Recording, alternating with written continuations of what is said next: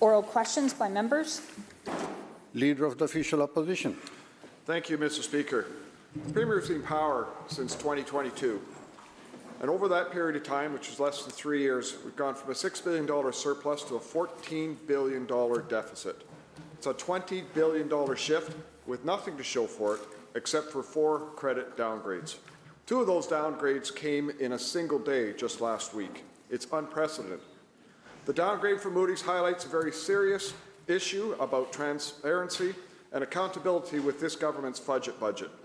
To the Premier, please explain to this House exactly how this government will make up the $3 billion of lost revenue in their budget. Minister of Finance.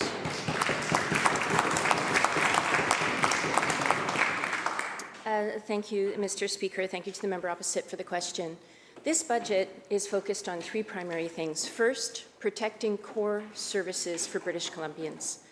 It's also deeply focused on ensuring that every dollar that we are entrusted with from British Columbians is well spent. That's why we're doing an efficiency review.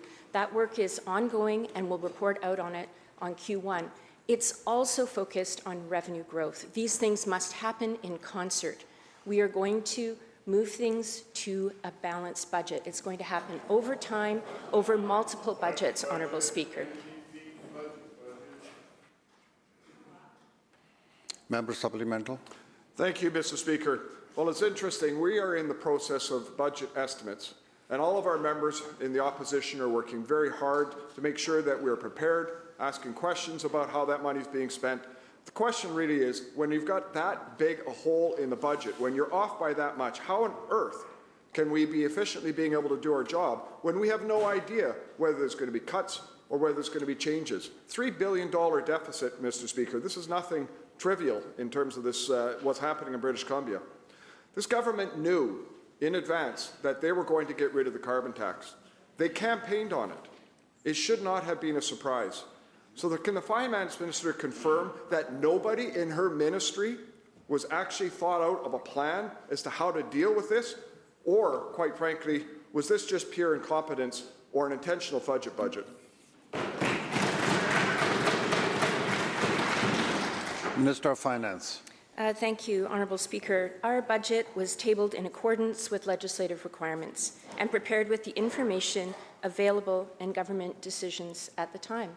A budget is a moment in time, Honourable Speaker, and it is not appropriate to include speculative things in a budget, Honourable Speaker. We had to wait until the action had been taken by the federal government.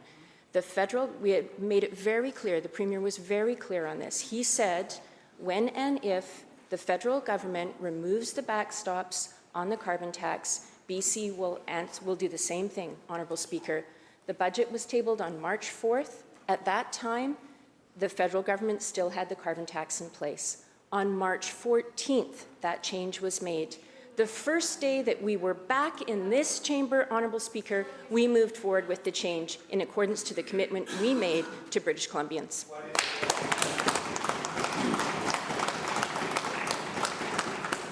House Leader of the Official Opposition. On Thursday, April 3rd, a question was raised by opposition regarding Moody's projection that the province's deficit would balloon to $14.3 billion. The minister's response, quote, "The member opposite can make up numbers all he wants," end quote. The numbers were not made up. Moody's stated that their projected deficit of $14.3 billion was due to, quote, "Our projections include the adverse revenue impacts of the province's recent decision and legislative change to eliminate the consumer carbon tax," end quote. I'd like to offer the minister an opportunity to retract her statement that the opposition was making up numbers about her budget. Will the minister retract her statement and acknowledge that Moody's projected this government to accumulate a $14.3 billion deficit?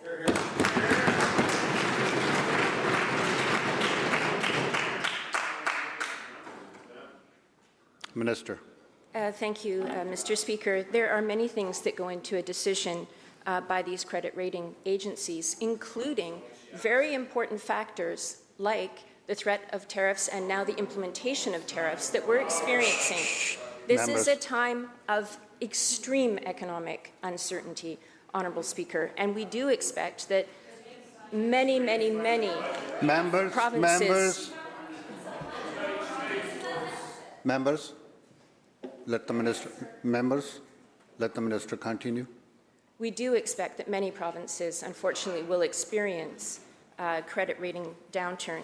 I will highlight a number of other things that these credit agencies have said about us, because there are many things going in our favour. First of all, Moody's notes that BC's credit profile is supported by a resilient and diverse economy with lower reliance on the U.S. than other provinces. S&P also highlights that federal immigration policies and heightened trade uncertainty will create challenges for economic growth. There are many factors that go into these decisions, Honourable Speaker, but what's important for British Columbians to know is that British Columbia has what the world wants, Honourable Speaker, and we will continue to diversify our economy, to bring down trade barriers, and to ensure economic growth to support what's important to British Columbians.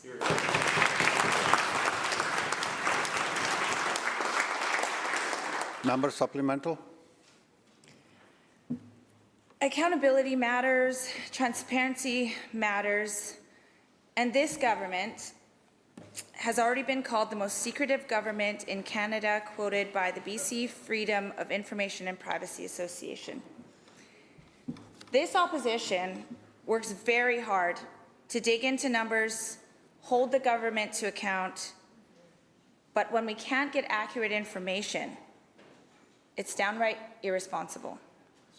Again, will the minister do the right thing, pause the Committee of Supply, or at the very least admit in the House and to the people of British Columbia that the new deficit that we're facing down is in fact $14.3 billion?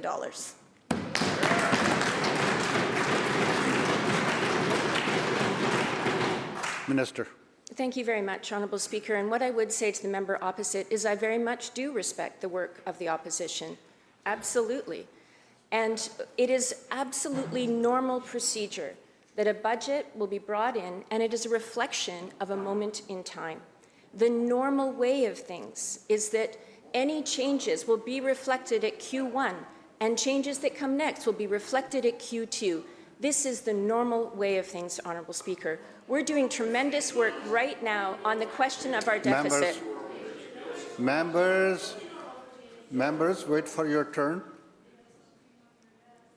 Minister. We are doing important work right now on the question of deficit, and I am determined to get us back on the road to balance. That work is going on now. We'll have more to show Q1, which is the normal way of things. Leader of the third party. Mr. Speaker, the carbon tax is no more, and gas prices have actually dropped across BC. But despite the Premier's warning to the industry, whether these prices will last is far from certain. How much oil and gas companies stand to profit from this abrupt change is yet to be seen. The 2019 Fuel Price Transparency Act requires companies to submit data, but it also needs to carry consequences when consumers are being gouged. In the Sea to Sky, for years, residents have been paying the same or higher price for fuel despite a 12-cent per litre differential from the TransLink levy, that they don't have to pay. So the FPTA has not benefited my constituents, despite the BCUC's data confirming that Sea to Sky drivers have been overcharged for 4 years.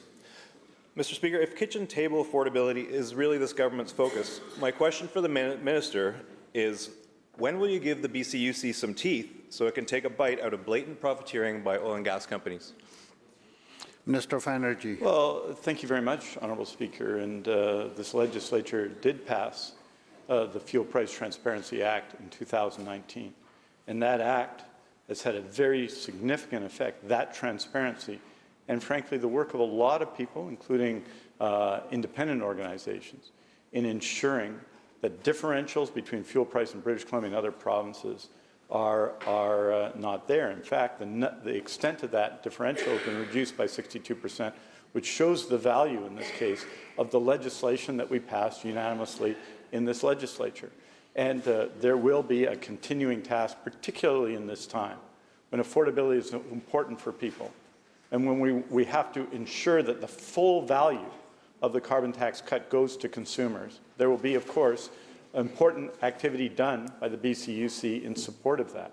The member might well argue, and he presumably is arguing, for full regulation of prices in BC, but our act, Honourable Speaker, is based on transparency.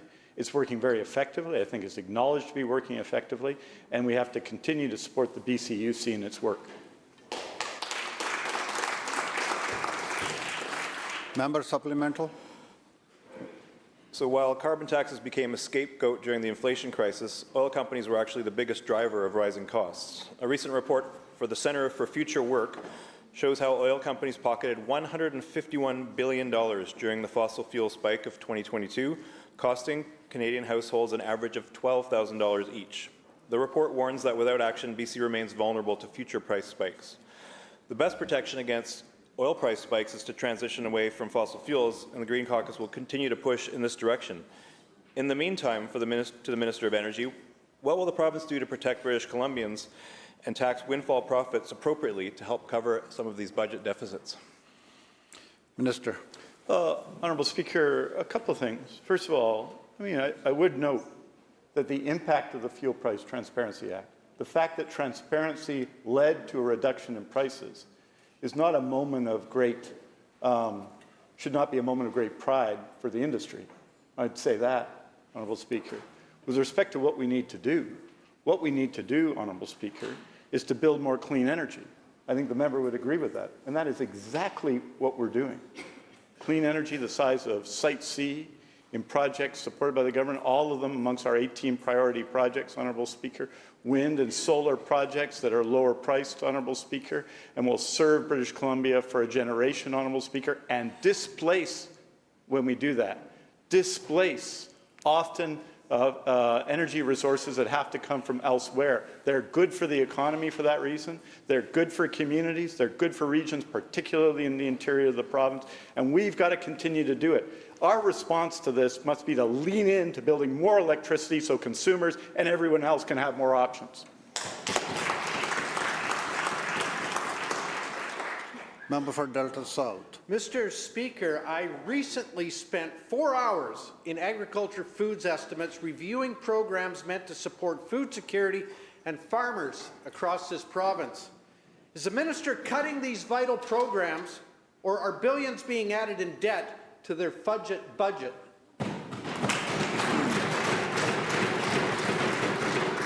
Minister of Agriculture. Thank you, Mr. Speaker.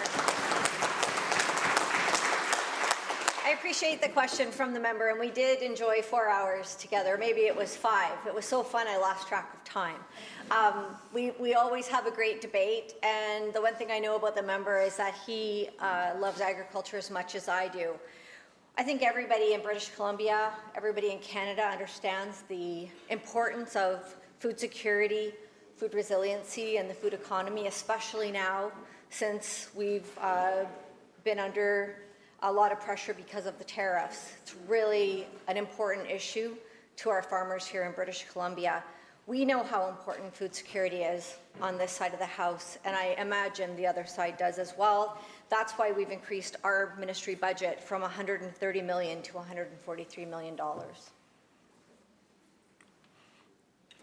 Member for Kelowna Mission. Mr. Speaker, I'm confused. During estimates for tourism, arts, culture, and sport, we spent 4 hours asking the minister questions in good faith about key programs that should be strengthening our communities and supporting private sector jobs.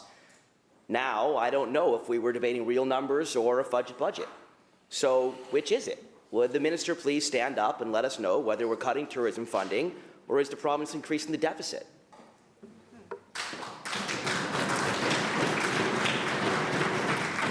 Minister of Tourism, Arts and Culture. Thank you, member. Thank you, Mr. Speaker. I'm just so excited about the future for our province because tourism is in every one of our communities. Tourism provides incredible jobs for over 127,000 British Columbians. It's actually Tourism Week in BC. I say Tourism Week, Tourism Month, Tourism Year, because we have so much opportunities to support our community. So I'm glad the member asked questions and estimates. I'm sorry the critic was unable to join us. I send her my best wishes, but I've just got to say the future is bright for tourism. I'm keen that we're supporting it. I'm keen we're investing in it in communities all across this province, and I'm looking forward to continuing to support our tourism industry. I wish the others would get on board. Thanks, Honourable Speaker. Member for Surrey North. Thank you, Speaker. In tourism estimates, I asked about the FIFA World Cup. Was the minister using real or made up further budget numbers during this debate?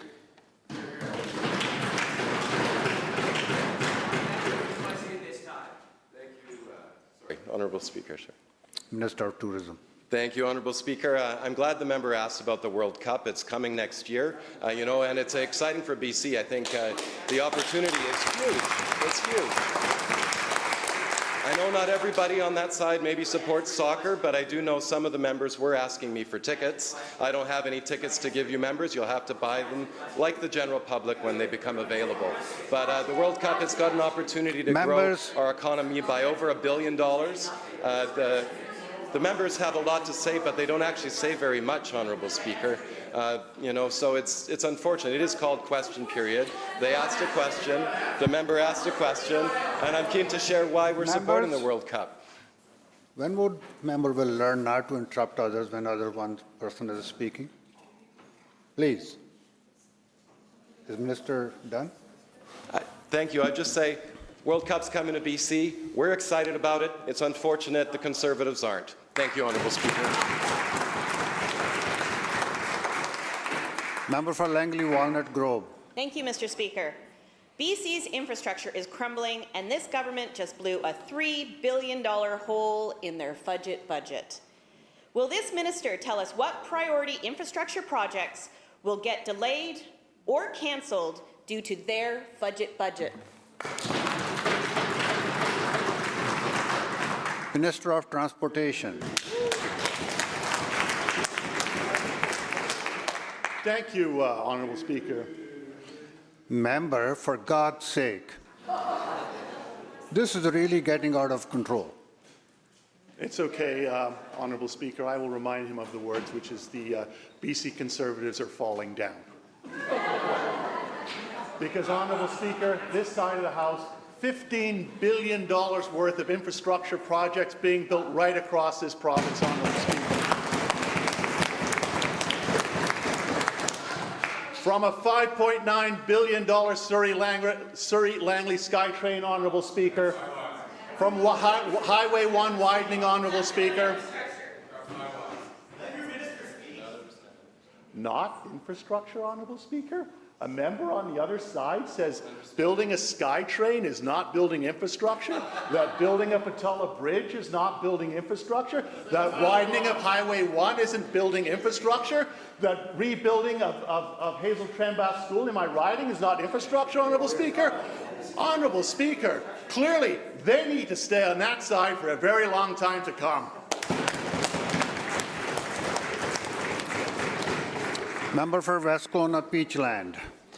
Thank you, Mr. Speaker. Wildfires, floods, and other disasters are significant in BC, and this NDP government has failed to deal with the impact. After 4 hours of questioning, we still don't know if their budget is accurate. How much worse will this government's response be when they cut essential services?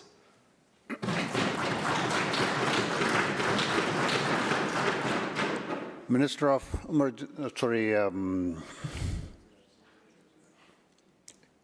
who's going to answer? Emergency Management, yes. Thank you very much, Mr. Speaker. We know that communities across BC are finding increasing effects from climate change.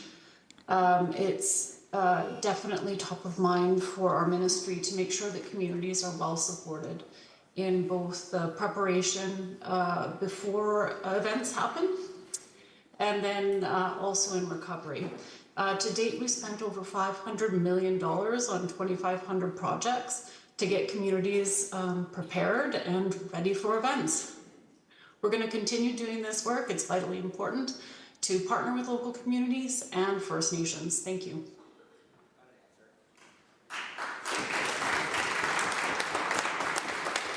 Member for Richmond Centre. Thank you, Honourable Speaker. In 2018, this NDP government removed the requirement for BC to be energy self-sufficient. We are about to go into a 9-hour estimate for the Minister of Energy. And how can we possibly debate the estimates of this budgets when we don't even have the accurate numbers?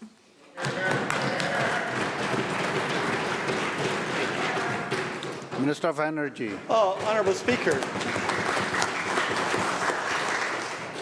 Honourable Speaker, the member will know that with respect to energy self-sufficiency and energy projects, BC Hydro routinely submits all of that information to the BC Utilities Commission for review. I'd suggest he look there, Honourable Speaker. In addition to that, Honourable Speaker, we do need, I'd agree with everyone, more energy in BC. And I am surprised, Honourable Speaker, that when we are saying we need to build projects and we're building projects, the opposition opposes them, Honourable Speaker. I am surprised, Honourable Speaker. There they go again, Honourable Speaker. Members. There they go again, Honourable Speaker.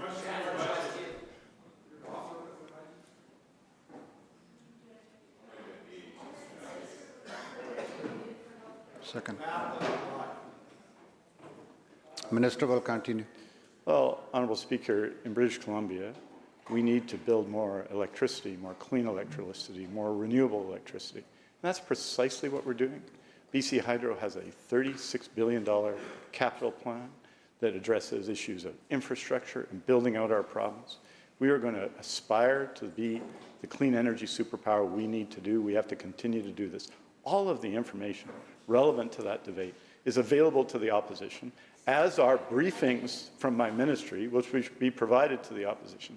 So I think, Honourable Speaker, there are bigger issues in BC than how sad the opposition is about estimates, Honourable Speaker. There are issues about affordability that people are facing. There's a response to the Donald Trump tariffs. There are significant issues across British Columbia. And I think, Honourable Speaker, if the opposition needs more information, there they go, they're just yelling. Honourable Speaker, they're just yelling. But if the opposition needs more information, they know, Honourable Speaker, that we'll provide that information.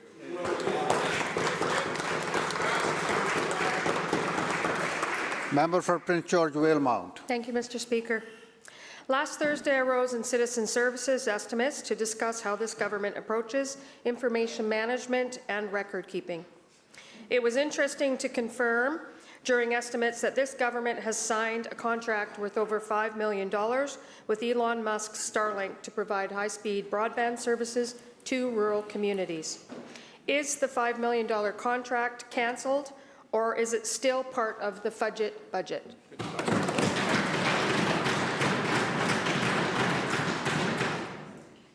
Minister of Citizen For the question, Services. Honourable Speaker, yes, I can confirm the contract is still in force, and these contracts are for the safety and well-being of British Columbians, and we are not going to cancel things like remote highway cameras or connectivity at remote highway station. We'll continue to work doing what we have been doing, trying to connect the province by 2027. We have invested $584 million in connectivity since coming to form government in 2017, and we have moved the dial significantly. In 2017, rural homes connectivity rate is only 57%. Now it's 74%. And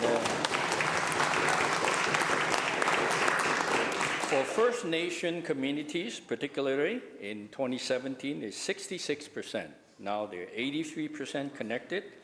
And by the completion of this project in 2027, they will be connected to the rate of 96%. So we are very confident that the project is ongoing and that in the future there will be more options for services which will benefit consumers. So Thank I you. answer your question. Thank you, member. Minister.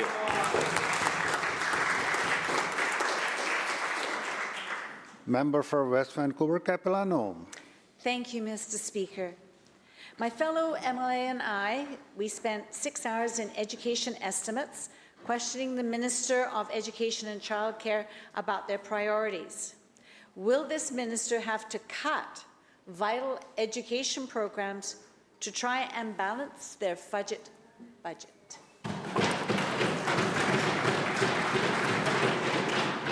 Minister of Education.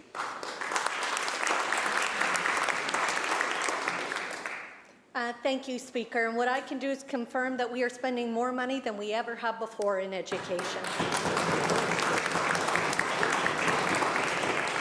We, in our government, are doing everything we can to set our kids up for success. We are continuing to protect core services like education in light of an uncertain times, including Trump tariffs. We are investing an additional $370 million in education this year to do some amazing things. I'm going to highlight a couple of them. Speaker. We've invested $30 million to improve literacy for all students. An additional $20 million to boost the Student and Family Affordability Fund, which helps pay for student necessities like school supplies. And we're expanding our food program, Honourable Speaker, with almost 90% of our schools in BC now offering school food programs. That's $214 million, Honourable Speaker, because we know a child who's hungry can't learn to their best ability. We're going to continue to invest in our kids. I get the honour of doing that now from birth to graduation, and we're going to keep supporting them. Thank you. Member for Abbotsford West. Well, British Columbia is facing a $14.3 billion projected deficit and growing, so students, institutions, and training programs deserve clarity. Through the Speaker, can the Minister confirm whether post-secondary and future skills funding can expect cuts? Minister of Post-Secondary Education. Thank you, Honourable Speaker, and thank you so much to the member across for that question. Yesterday, in estimates, I did confirm that there was extra investments in post-secondary education and future skills. In fact, Honourable Speaker, since 2017, our government has increased operating funding to post-secondary institutions every year and provided over $1 billion in additional grants between 2017 to 2025.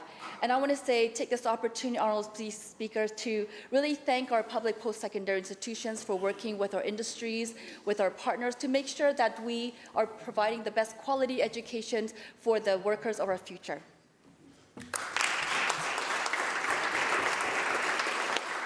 Member for Skeena. Mr. Speaker, I spent 8 hours questioning the Minister of Health during estimates, focusing on mental health and addictions, a crisis perpetuated by failed NDP policies. Given the government's projected $14.3 billion budget, can the minister confirm whether her ministry will cut programs, yes or no? Minister of Health. Thank you very much.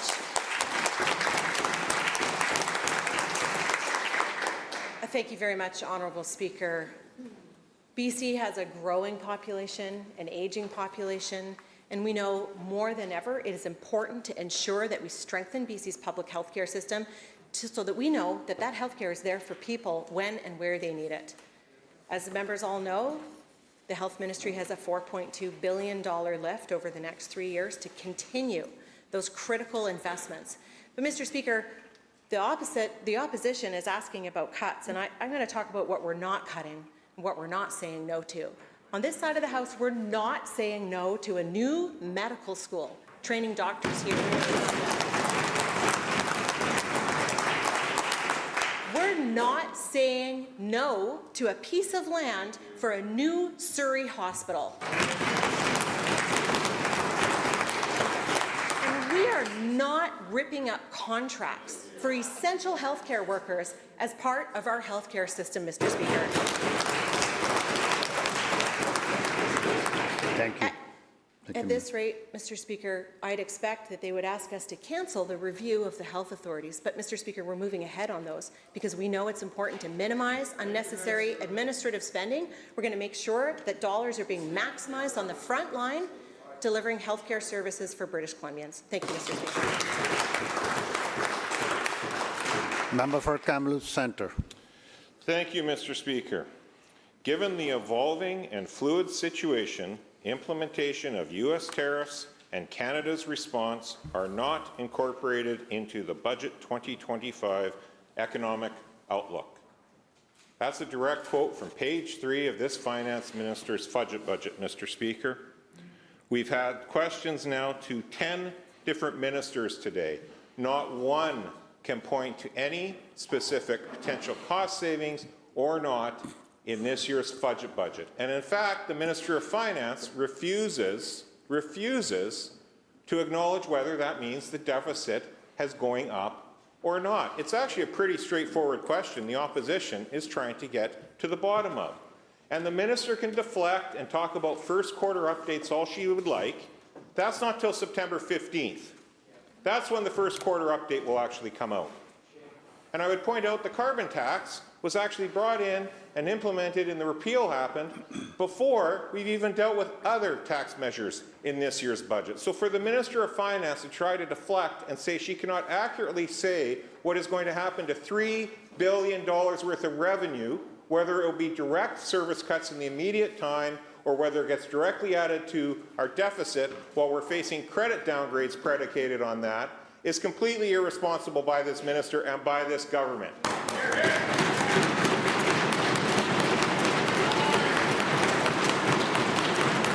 The Energy Minister talks. Perhaps he could give advice how to backdate budget documents to this minister so we could get some accurate numbers. When will we have an accurate representation of what is happening to the revenues and expenses in this province?